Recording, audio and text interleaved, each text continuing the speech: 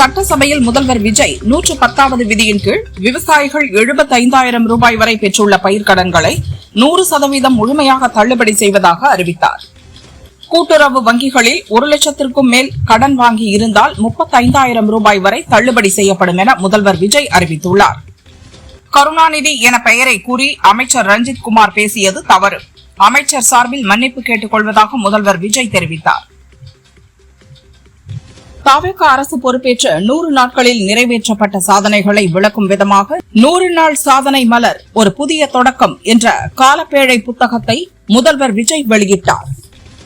பாஜகவில் புதிய நிர்வாகிகள் நியமனம் செய்யப்பட்டுள்ளனர். 13 பேர் துணைத் தலைவர்களாகவும் 8 பேர் தேசிய பொதுச் செயலாளர்களாகவும் 16 பேர் தேசிய செயலாளர்களாகவும் புதிதாக நியமிக்கப்பட்டுள்ளனர். பாஜகவில் புதிதாக நியமிக்கப்பட்டுள்ள நிர்வாகிகளுக்கு பிரதமர் மோடி வாழ்த்து தெரிவித்துள்ளார். கட்சியை பலப்படுத்துவதிலும் பொதுமக்கள் சேவையிலும் அவர்கள் தங்களின் சிறப்பான பங்களிப்பை வழங்குவார்கள் என்பதில் எனக்கு முழு நம்பிக்கை உள்ளது என்றார். பாஜகவின் தேசிய மகளிரணி தலைவர் பொறுப்பிலிருந்து வானதி சீனிவாசன் விடுவிக்கப்பட்டார். புதிய தலைவராக சத்தீஸ்கரைச் சேர்ந்த ரூப்குமாரி சௌத்ரி நியமிக்கப்பட்டுள்ளார். ஆங்கிலேயர் ஆட்சிக் காலத்தில் கொண்டுவரப்பட்ட நிலவரி முறை விவசாயிகள் நில உரிமையாளர்கள் பயன்பெறும் வகையில் ரத்து செய்யப்படுவதாக அமைச்சர் செங்கோட்டையன் அறிவித்துள்ளார். எதிர்கால சுகாதார அச்சுறுத்தல்களுக்கு ஏற்ப நவீன மற்றும் விரிவான பொது சுகாதார சட்டம் இயற்றப்படும். வீடு, மருத்துவமனை அல்லாத இடங்களில் பிரசவம் பார்ப்பது குற்றம் என புதிய பிரிவு சேர்க்கப்படும் என்று அமைச்சர் அருண்ராஜ் தெரிவித்தார். தமிழகத்தில் 70 வயதுக்கு மேற்பட்ட சுமார் 38 லட்சம் மூத்த குடிமக்கள் வருமான உச்சவரம்பு எதுவுமின்றி மருத்துவ சிகிச்சைகள் பெறும் வகையில் முதியோர் காப்பீட்டுத் திட்டம் செயல்படுத்தப்படும் என அமைச்சர் அருண்ராஜ் அறிவித்தார். 30 வயது மற்றும் அதற்கு மேற்பட்ட மக்களுக்கு அரசு மருத்துவமனைகள் மற்றும் ஆரம்ப சுகாதார நிலையங்களில் ஆண்டுக்கு ஒருமுறை 14 அடிப்படை பரிசோதனைகள் கட்டணமில்லாமல் செய்யப்படும் என்று அமைச்சர் அருண்ராஜ் தெரிவித்தார். நத்தம் நிலத்தில் குடியிருக்கும் பிரச்சினையில்லாத இடங்களுக்கு பட்டா வழங்க வேண்டும் என சட்டசபையில் செங்கோட்டையன் கோரிக்கை வைத்துள்ளார். இதற்காக சிறப்பு திட்டத்தை உருவாக்கும் பணி நடைபெற்று வருகிறது என்றார். சார் பதிவாளர் அலுவலகங்களுக்கு நேரில் செல்லாமல் ஆன்லைன் மூலம் பத்திரப்பதிவு செய்யும் வருகையில்லா ஆவணப்பதிவு திட்டத்தை முதல்வர் விஜய் இன்று துவக்கி வைத்தார். அதிமுக எம்எல்ஏக்கள் சுய விருப்பத்தின்படிதான் ராஜினாமா செய்தார்களா என விசாரணை நடத்தி திருப்தியடைந்த பிறகே அவர்களின் ராஜினாமாவை ஏற்றதாக சென்னை ஐகோர்ட்டில் சபாநாயகர் பிரபாகர் பதில் மனு தாக்கல் செய்தார். தமிழகத்தில் போர்க்கால ஆட்சி பொறுப்பேற்று 100 நாட்களை நிறைவு செய்துள்ளது. இது மக்களுக்கான அரசு என்பதை முதல்வர் விஜய் நிரூபித்துள்ளார் என்று சபாநாயகர் JCD பிரபாகர் தெரிவித்தார். போதைப்பொருள் குறித்து தகவல் கொடுத்ததால் தான் கோவை கல்லூரி மாணவர் அமுதன் கொலை செய்யப்பட்டுள்ளார். சென்னை, திருப்பூர், வேலூர் என பல பகுதிகளில் கொலை நடந்துள்ளது என சட்டசபையில் எதிர்க்கட்சித் தலைவர் உதயநிதி பேசினார். மாணவர்களுக்கு இடையிலான தகராறே கோவை மாணவன் கொலைக்கு காரணம். போதைப் பொருளால் கொலை என்று எதிர்க்கட்சிகள் குற்றம் சாட்டிய நிலையில் சட்டசபையில் அமைச்சர் நிர்மல்குமார் விளக்கமளித்தார்.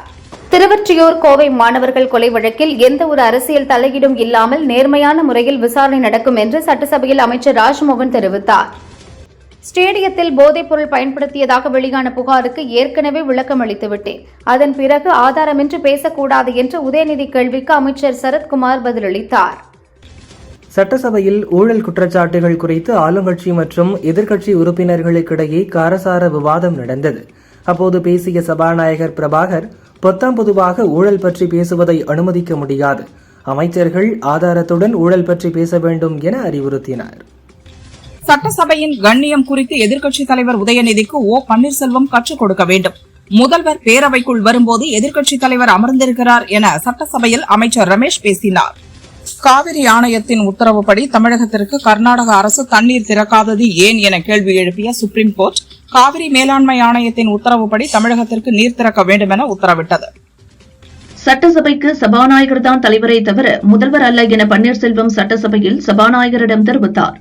முதல்வர் வரும்போது எழுந்து நிற்க வேண்டிய அவசியம் இல்லை, அப்படியானால் எதிர்க்கட்சித் தலைவருக்கும் எழுந்து நிற்க வேண்டுமா என கேட்டார். சட்டசபையில் சபாநாயகருக்கு எழுந்து நின்று மரியாதை செலுத்த வேண்டும் என்பதில் எந்த சந்தேகமும் இல்லை.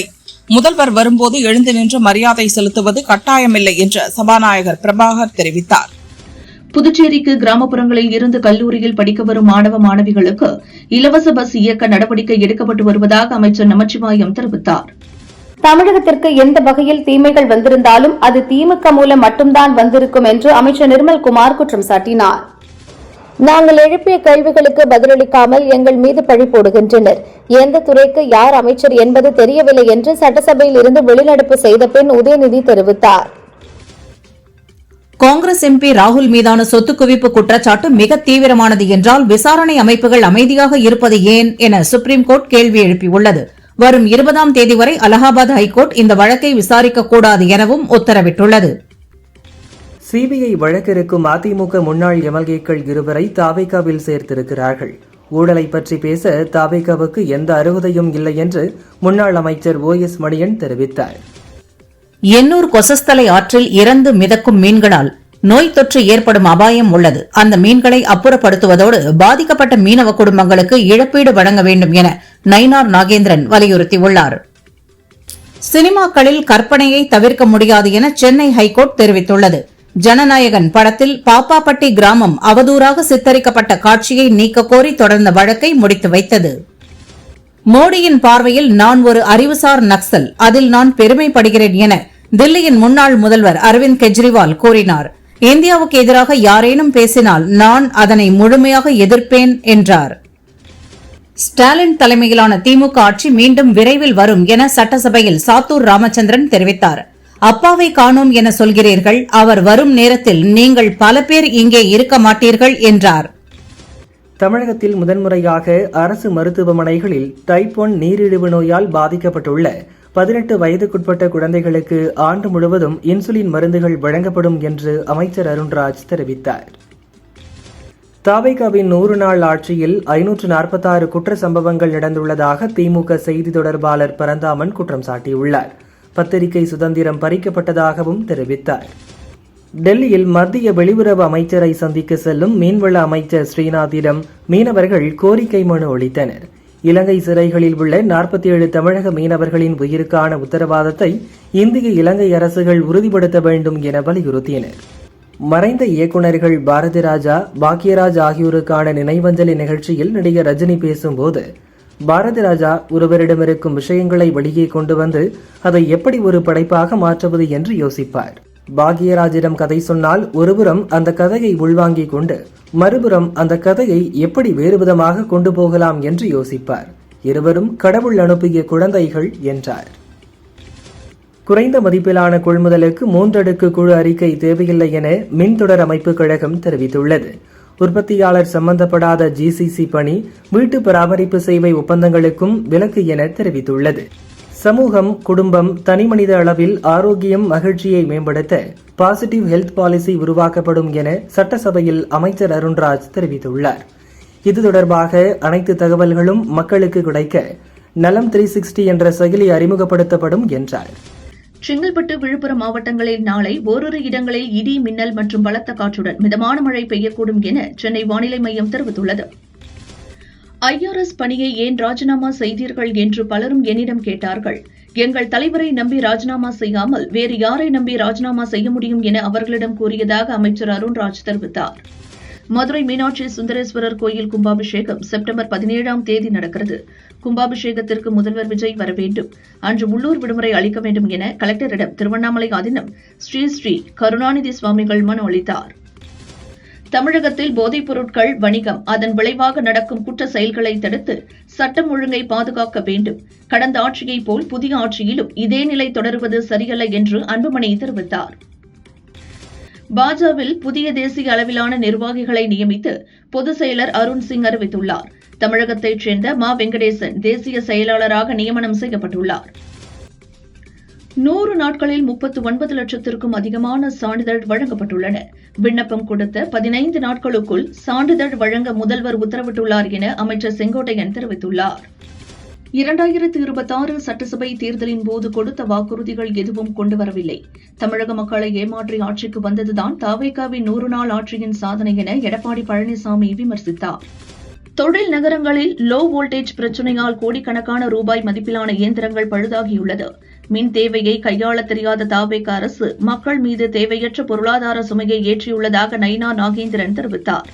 தமிழகத்திற்கு 11 மருத்துவக் கல்லூரிகள் கொண்டு வந்த பெருமை பழனிசாமியை தான் சாரும் என சட்டசபையில் பேசிய அதிமுக MLA தளவாய் சுந்தரம் கூறினார். அதிமுகவும் பழனிசாமியும் கொத்தடிமை என்று சொல்கிறார்கள். ஆனால் சாதித்து காட்டியது பழனிசாமியும் அதிமுகவும் தான் என்றார். தமிழகம் முழுவதும் நீர்நிலைகள் புனரமைப்பு பணி தொடங்கப்பட்டது. செங்கல்பட்டு மாவட்டத்தில் 23,31,00,000 ரூபாயில் நீர்நிலைகள் புனரமைப்பு பணியை அமைச்சர் ஆனந்த் தொடங்கி வைத்தார். தவேக அரசின் முதல் 100 நாட்கள் ஆட்சியில் ஒட்டுமொத்த தமிழகமும் தடுமாறுகிறது. மக்களின் அன்றாட பிரச்சினைகளுக்கு தீர்வு காண வேண்டிய அரசு ரீல்ஸ் போடுவதையே வேலையாக செய்கிறது என அமமுக பொதுச் செயலர் டிடிவி தினகரன் கூறினார். மத்தியில் ஆளும் பாரதிய ஜனதா அரசின் மதச்சார்பற்ற கொள்கைகளுக்கு எதிரான போக்கை வீழ்த்துவதே இடதுசாரிகளின் முதன்மையான அரசியல் கடமை என்று இந்திய கம்யூனிஸ்ட் கட்சியின் மாநில செயலாளர் வீரபாண்டியன் தெரிவித்தார். அனைத்து அரசு துறைகள், பொதுத்துறை நிறுவனங்கள் மற்றும் உள்ளாட்சி அமைப்புகளில் குத்தகை முறை நியமனங்களை ரத்து செய்துவிட்டு காலியாக உள்ள பணியிடங்களை நிரப்ப வேண்டும் என தமிழக அரசை அன்புமணி வலியுறுத்தியுள்ளார். பேரிடர் பாதிப்புகள் குறித்து விரிவாக ஆராய்ச்சி செய்ய ஓய்வு பெற்ற IAS அதிகாரி திருப்புகழ் தலைமையில் குழு அமைக்கப்பட்டது. அந்த குழு அளித்த அறிக்கையை சட்டசபையில் தாக்கல் செய்ய வேண்டும் என சௌமியா அன்புமணி கோரிக்கை விடுத்தார். பீகாரின் பங்கிப்பூர் இடைத்தேர்தலில் வெற்றி பெற்ற ஜன் சுராஜ் கட்சி நிறுவன தலைவர் பிரசாந்த் கிஷோர் இன்று MLA-வாக பதவியேற்றார். காலங்காலமாக தமிழர்களுக்கு விரோதமாக செயல்படும் காங்கிரஸ் கட்சிக்கு பாரதிய ஜனதாவை நோக்கி விரல் நீட்டி குறை கூற எந்த தகுதியும் இல்லை என மாணிக்கம் தாக்கூருக்கு நயினார் நாகேந்திரன் பதிலடி கொடுத்துள்ளார்.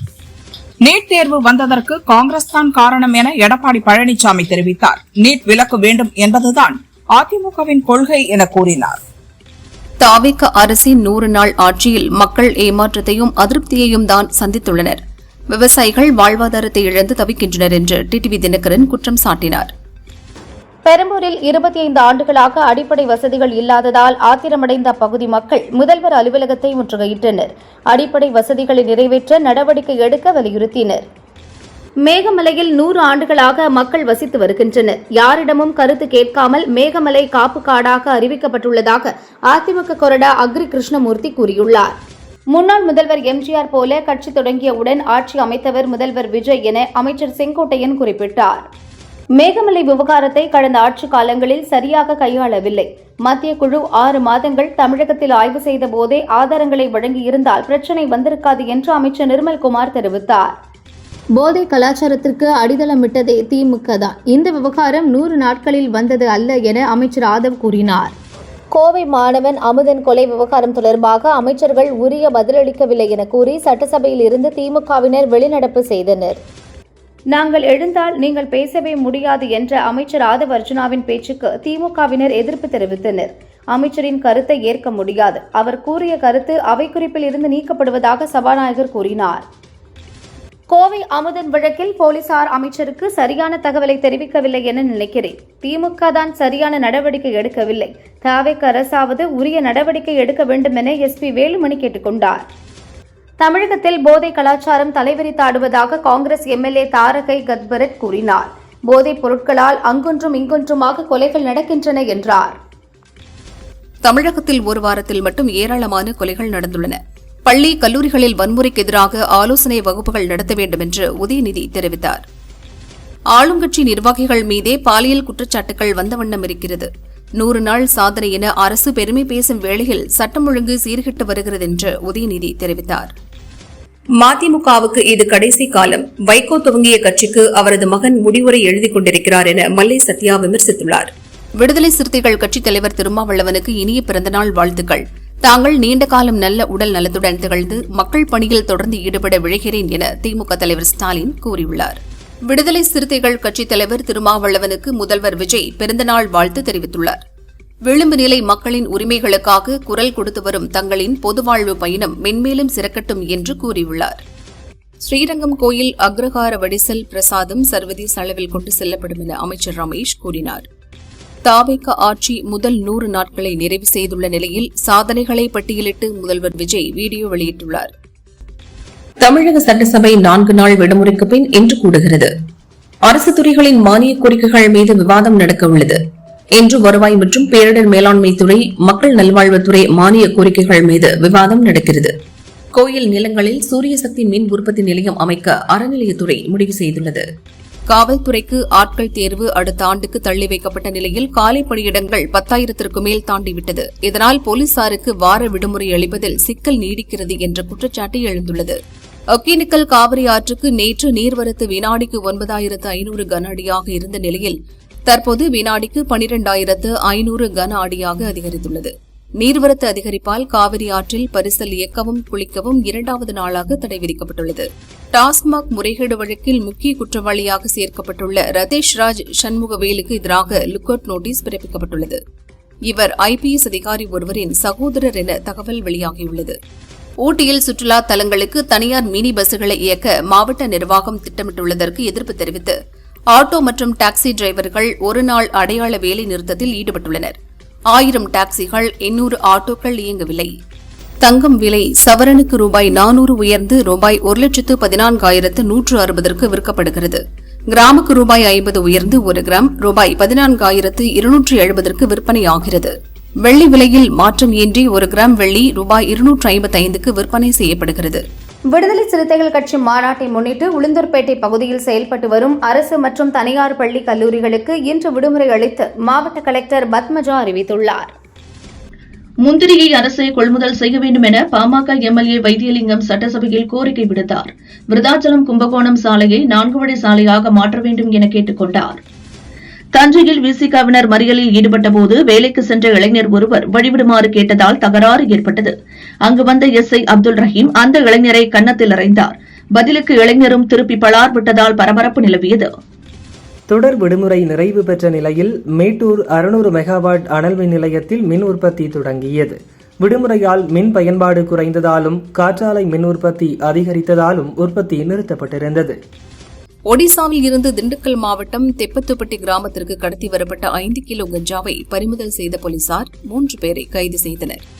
சென்னை பெரம்பூர் ரயில் நிலையத்தில் உரிய ஆவணங்களின்றி கொண்டு சென்றதாக 2.39 கோடி ரூபாய் மதிப்பிலான 1.369 கிலோ தங்கத்தை ரயில்வே போலீசார் பறிமுதல் செய்தனர். அபிஷேக் என்பவரிடம் விசாரணை நடக்கிறது. காஞ்சிபுரம் அருகே படுநெல்லி பெருமாள் கோயில் திருவிழா கச்சேரியின் போது கானா பாடல் பாடச் சொல்லி தகராறு செய்த இளைஞர்கள் சந்துரு, நீலகண்டன் ஆகியோர் வெட்டி படுகொலை செய்யப்பட்டனர். விற்பனை சரிவால் தமிழகம், ஆந்திரா, மகாராஷ்டிராவில் உள்ள 10 கோஆப்டெக்ஸ் நிலையங்களை இம்மாதத்துடன் மூட கைத்தறித்துறை முடிவு செய்துள்ளது. தமிழகத்தில் ஹொசூர், கடலூர், நெல்லை, வந்தவாசி நிலையங்களும் மூடப்பட உள்ளன. தமிழகத்திற்கு உரிய நீரை அணைகளிலிருந்து கர்நாடக அரசு ஏன் திறக்கவில்லை? இயற்கை கொடுத்த மழைநீரை முழுமையாக தேக்க முடியாது என்பதால் இப்போது திறந்து விட்டீர்களா என்று சுப்ரீம் கோர்ட் கேள்வி எழுப்பியது. இந்த ஆண்டு 6000 கோடி ரூபாய் வரை வருமான வரியில் தள்ளுபடி அளிக்கப்பட்டுள்ளதாக சென்னை வருமான வரி கமிஷனர் பிரேமானந்த் தெரிவித்தார். பீகாரில் உள்ள அசோக்தாம் கோயிலில் இன்று அதிகாலை ஏற்பட்ட கூட்ட நெரிசலில் சிக்கி பக்தர்கள் 7 பேர் பலியானார்கள். 10க்கும் மேற்பட்டோர் படுகாயமடைந்தனர். இந்தோனேஷியாவில் மீண்டும் சக்தி வாய்ந்த நிலநடுக்கம் ஏற்பட்டது. ரிக்டர் அளவுகோலில் 5.9 பதிவாகியுள்ளது. கடந்த 15ஆம் தேதி ஏற்பட்ட நிலநடுக்கத்தால் 50க்கும் மேற்பட்டோர் பலியாகினர். பழைய படங்களின் தலைப்பில் மீண்டும் படங்கள் அதிக அளவில் உருவாகி வருகின்றன. அந்த வகையில் 1985இல் பாரதி ராஜா இயக்கத்தில் கமல் நடிப்பில் வெளியாகி வரவேற்பை பெற்ற படம் ஒரு கைதியின் டைரி. இப்போது இதே தலைப்பில் ஒரு படம் உருவாகிறது. சுசீந்திரன் இயக்க சாந்தனு, சீமான் நடிக்கின்றனர். படத்தின் போஸ்டரை நடிகர் ரஜினி வெளியிட்டார். மதுரை பின்னணியில் அப்பா மகன் உறவை வைத்து இப்படம் தயாராகிறது. நடிகை அனுபமா நடிகர் துரு விக்ரமை காதலித்து பிரிந்ததாக செய்தி வெளியானது. இதற்கு அனுபமா காதலர் பெயரை சொல்லாமல் அவரால் ஏற்பட்ட கஷ்டங்களை விவரித்து பேசியிருந்தார். தற்போது சில ஆண்டுகளாக வெளியே நன்றாக இருப்பது போல் நடித்துக் கொண்டிருந்தேன். மன உளைச்சலால் கண்ணில் பிரச்சனை ஏற்பட்டு அறுவை சிகிச்சையும் செய்தேன். மன அழுத்தம், பதற்றம், கை கால் நடுக்கம், தொடர் தலைவலி, எடை குறைவு போன்ற தீவிர உடல்நல குறைபாடுகளை சந்தித்தேன் என கூறியுள்ளார். கீது மோகன்தாஸ் இயக்கத்தில் யஷ், நயன்தாரா, கியாரா உள்ளிட்டோர் நடித்துள்ள டாக்ஸிக் படம் ஆகஸ்ட் 26இல் வெளியாகிறது. பேட்டி ஒன்றில் யஷிடம் அல்லு அர்ஜுன், ராம்சரண் போன்ற நடிகர்களுக்கு ஆரம்பத்தில் கிடைக்காத பேன் இண்டியா ஸ்டார் உங்களுக்கு மட்டும் எப்படி சாத்தியமானது என்ற கேள்வி எழுந்தது. அதற்கு அவர், ஒரே ஒரு வெள்ளிக்கிழமை எல்லாவற்றையும் மாற்றிவிடும். ஒரு படம் ஓடாவிட்டாலும் பேன் இண்டியா என்ற அடையாளமும் காணாமல் போய்விடும் என்றார். மலையாளத்தில் 2018 படம் மூலம் கவனம் பெற்ற இயக்குநர் ஜூட் ஆண்டனி ஜோசப் சமீபத்தில் மோகன்லால் மகள் விஸ்மயாவை நாயகியாக்கி தொடக்கம் என்ற படத்தை இயக்கி வெளியிட்டார். இந்த படம் வரவேற்பை பெற்றது. இதில் சிறப்பு தோற்றத்தில் மோகன்லாலும் நடித்த நிலையில் அடுத்தபடியாக மோகன்லாலை வைத்து ஒரு படம் இயக்குவதாக அறிவித்துள்ளார். அடுத்த ஆண்டு படம் துவங்குகிறது. தென்னிந்திய சினிமாவில் முன்னணி நடிகையாக உள்ள நயன்தாரா பொதுவாக படங்களின் ப்ரமோஷன்களில் பங்கேற்பதில்லை. அத்தி பூத்தார் போல் அதுவும் தான் கதையின் நாயகியாக நடிக்கும் படங்களில் பங்கேற்பார். இவரது நடிப்பில் அடுத்த வாரம் டாக்ஸிக் மற்றும் ஹாய் படங்கள் வெளியாகின்றன. சமீபத்தில் டாக்ஸிக் பட நிகழ்ச்சியில் பங்கேற்றவர் இப்போது ஹாய் பட ப்ரமோஷன்களிலும் பங்கேற்று ஆச்சரியப்படுத்துகிறார். இதற்கு இன்னொரு காரணமும் உள்ளது. இந்த படத்தில் இவர் நாயகி மட்டுமல்ல, இன்னொரு தயாரிப்பாளரும் கூட.